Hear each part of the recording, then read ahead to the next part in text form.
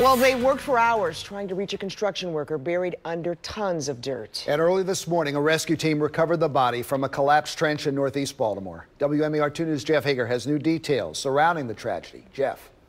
Well, Jamie, in all probability, it was a mercifully quick death, but it took workers about 10 hours before they located the body of that 19-year-old at the bottom of the huge trench. Crews brought in some heavy equipment to resume work at Clifton Park just hours after an exhaustive search for a 19-year-old beneath tons of dirt ended with a recovery. A longtime resident on Sinclair Lane, Joseph Foster, feared the worst when he learned of the trapped teen across the street. I think he got buried in this. It kind of caved in on him from what I understand. So down under that much dirt. City fire officials have now identified that victim as Kyle Hancock of Glen Burnie, and he worked for a construction company by the name of R.F. Warder.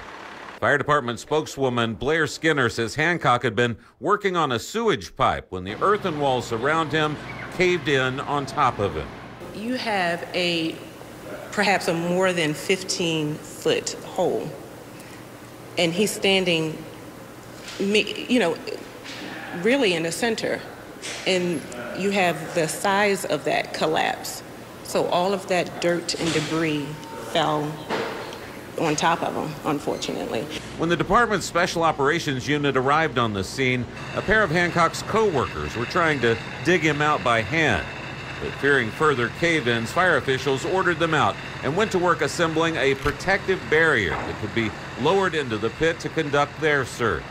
Working for 10 straight hours, even through a downpour that flooded the bottom of the trench, Skinner says the searchers refused to stop until they found the victim at 1:30 in the morning.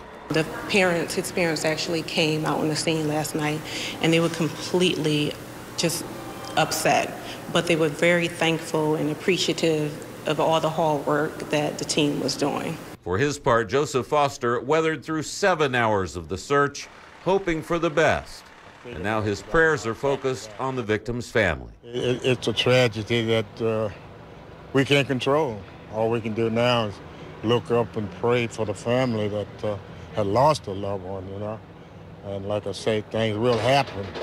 And if we believed, and hey, that's all we can do. Fire officials say there was no shoring nor protective retaining walls in place during the work in that trench.